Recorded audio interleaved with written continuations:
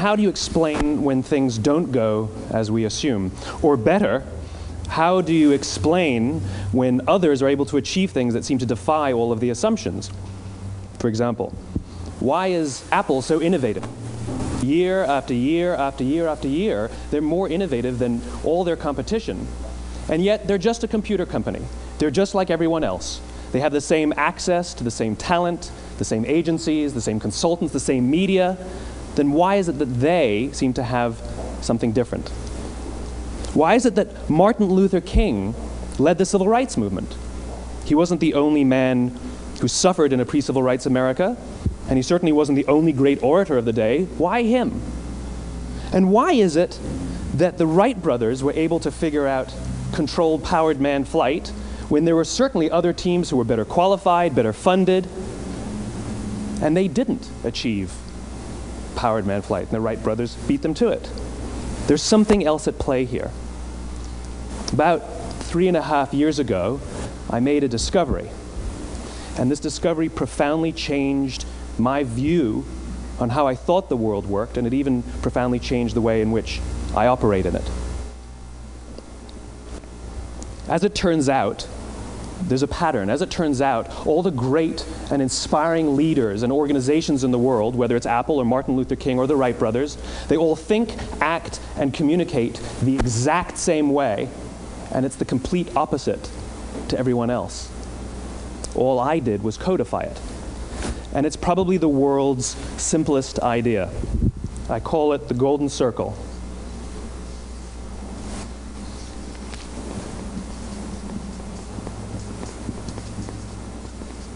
Why, how, what?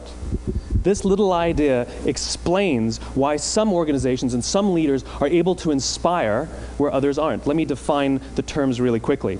Every single person, every single organization on the planet knows what they do, 100%. Some know how they do it, whether you call it your differentiating value proposition or your proprietary process or your USP.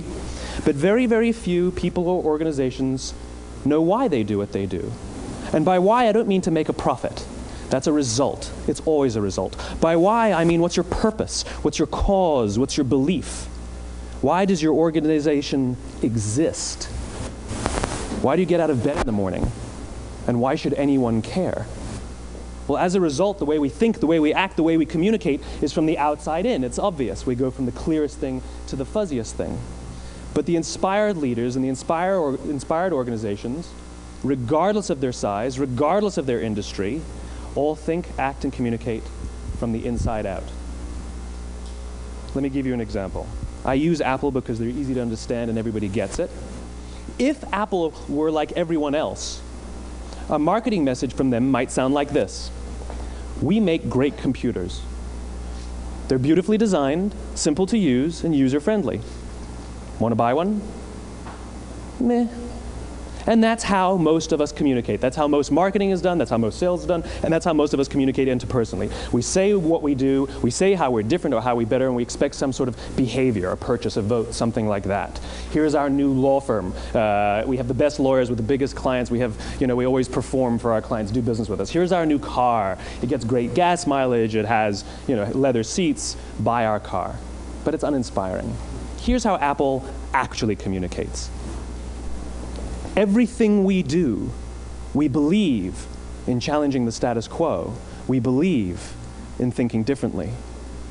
The way we challenge the status quo is by making our products beautifully designed, simple to use, and user-friendly. We just happen to make great computers. Want to buy one? Totally different, right? You're ready to buy a computer from me. All I did was reverse the order of the information. What it proves to us is that people don't buy what you do, people buy why you do it. People don't buy what you do, they buy why you do it. This explains why every single person in this room is perfectly comfortable buying a computer from Apple. But we're also perfectly comfortable buying an MP3 player from Apple, or a phone from Apple, or a DVR from Apple. But as I said before, Apple's just a computer company. There's nothing that distinguishes them structurally from any of their competitors. Their competitors are all equally qualified to make all of these products. In fact, they tried. A few years ago, Gateway came out with flat-screen TVs. They're eminently qualified to make flat-screen TVs. They've been making flat-screen monitors for years. Nobody bought one.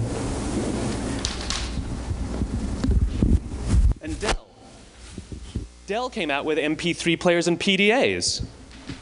And they make great quality products, and they can make perfectly well-designed products, and nobody bought one.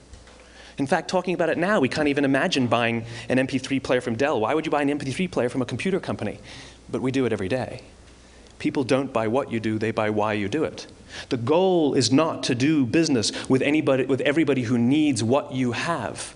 The goal is to do business with people who believe what you believe. Here's the best part.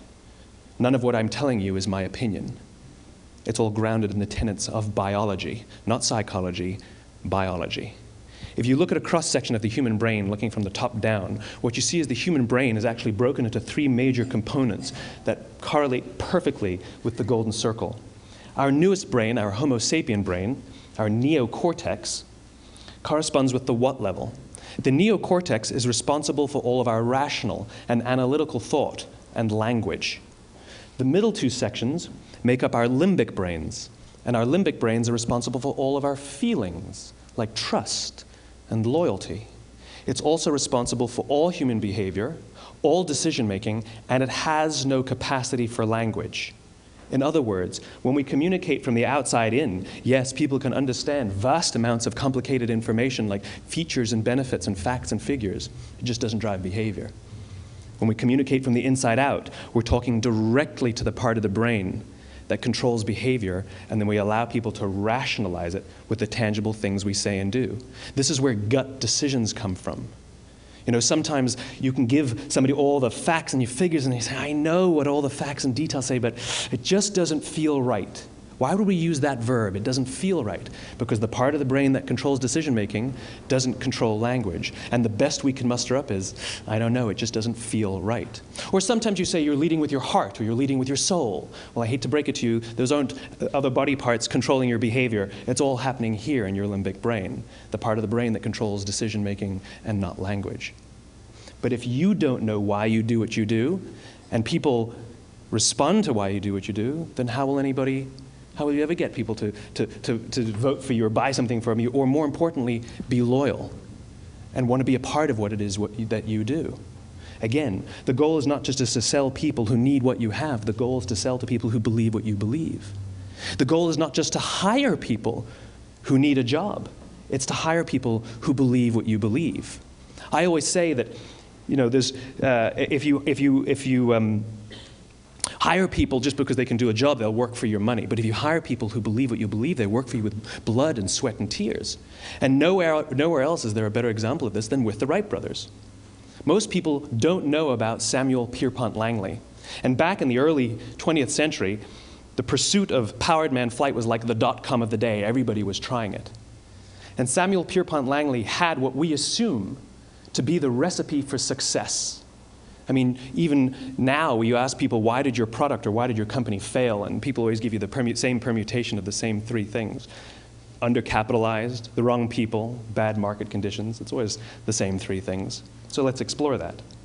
Samuel Pierpont Langley was given $50,000 by the War Department to figure out this flying machine. Money was no problem. He held a seat at Harvard and worked at the Smithsonian and was extremely well connected. He knew all the big minds of the day. He hired the best minds money could find, and the market conditions were fantastic. The New York Times followed him around everywhere, and everyone was rooting for Langley. And how come we've never heard of Samuel Pierpont Langley? A few hundred miles away in Dayton, Ohio, Orville and Wilbur Wright. They had none of what we consider to be the recipe for success. They had no money. They paid for their dream with the proceeds from their bicycle shop. Not a single person on the Wright brothers' team had a college education, not even Orville or Wilbur. And the New York Times followed them around nowhere. The difference was Orville and Wilbur were driven by a cause, by a purpose, by a belief. They believed that if they could figure out this flying machine, it'll change the course of the world. Samuel Pierpont Langley was different. He wanted to be rich, and he wanted to be famous. He was in pursuit of the result. He was in pursuit of the riches. And lo and behold, look what happened. The people who believed in the Wright brothers' dream worked with them with blood and sweat and tears. The others just worked for the paycheck. And they tell stories of how every time the Wright brothers went out, they would have to take 5 sets of parts because that's how many times they would crash before they came in for supper. And eventually, on December 17th, 1903, the Wright brothers took flight. And no one was there to even experience it. We found out about it a few days later. And further proof that Langley was motivated by the wrong thing, the day the Wright brothers took flight, he quit. He could have said, "That's an amazing discovery, guys. Now we'll improve upon your technology." But he didn't. He wasn't first. He didn't get rich. He didn't get famous. So he quit. People don't buy what you do, they buy why you do it. And if you talk about what you believe, you will attract those who believe what you believe. Well, why is it important to attract those who believe what you believe? Something called the law of diffusion of innovation. And if you don't know the law, you definitely know the terminology. The first 2.5% of our population are our innovators. The next 13.5% of our population are our early adopters. The next 34% are your early majority, your late majority, and your laggards. The only reason these people buy touch-tone phones is because you can't buy rotary phones anymore. We all sit at various places at various times on the scale, but what the law of diffusion of innovation tells us is that if you want mass market success or mass market acceptance of an idea, you cannot have it until you achieve this tipping point between 15 and 18% market penetration, and then the system tips. And I love asking businesses, what's your conversion on new business? And they love to tell you, oh, it's about 10% proudly. Well, you can trip over 10% of the customers. We all have about 10% who just get it. That's how we describe them, right? That's like that gut feeling, oh, they just get it. The problem is, how do you find the ones that just get it before you're doing business with them versus the ones who don't get it? So it's this here, this little gap, that you have to close, as Geoffrey Moore calls it, crossing the chasm. Because you see, the early majority will not try something until someone else has tried it first.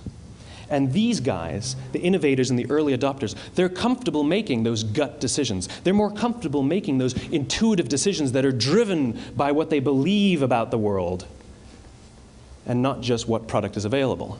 These are the people who stood online for 6 hours to buy an iPhone when they first came out, when you could have just walked into the store the next week and bought one off the shelf.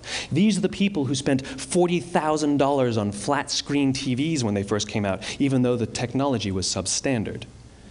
And by the way, they didn't do it because the technology was so great. They did it for themselves. It's because they wanted to be first. People don't buy what you do, they buy why you do it. And what you do simply proves what you believe. In fact, people will do the things that prove what they believe.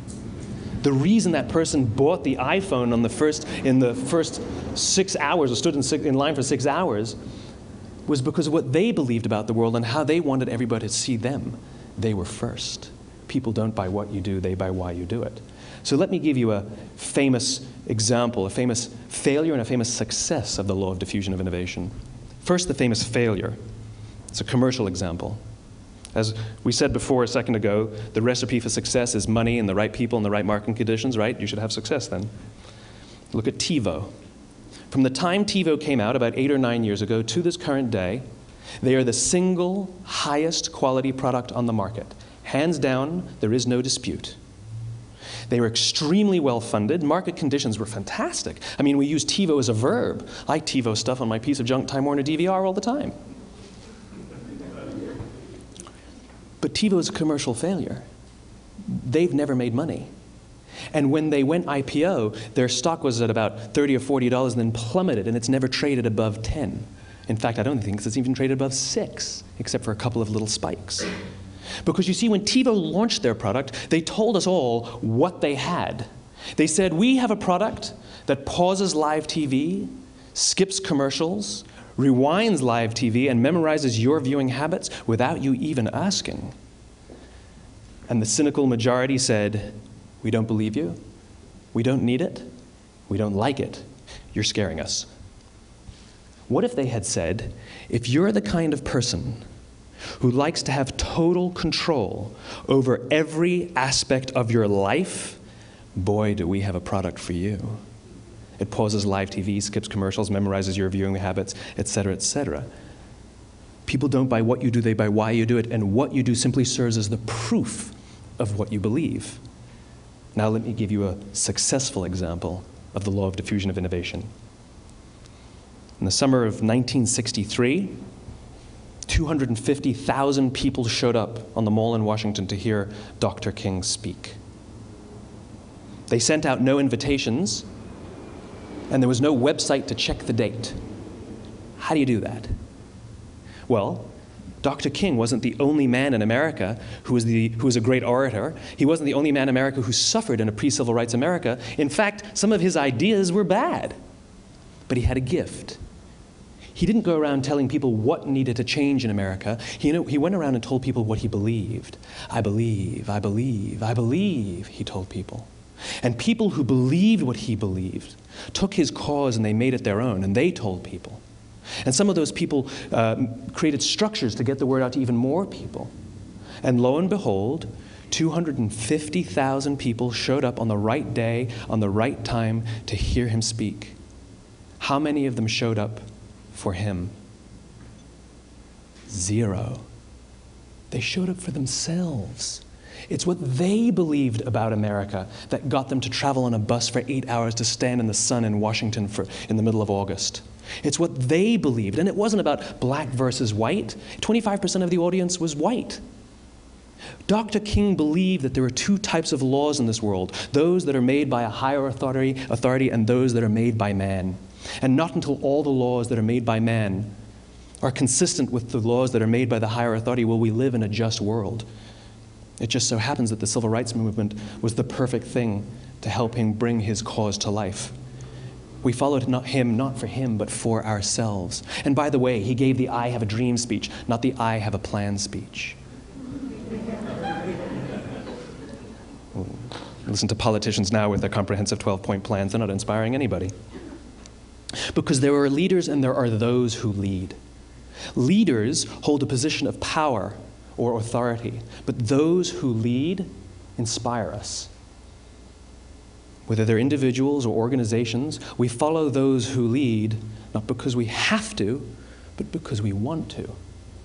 We follow those who lead, not for them, but for ourselves. And it's those who start with why that have the ability to inspire those around them or find others who inspire them. Thank you very much.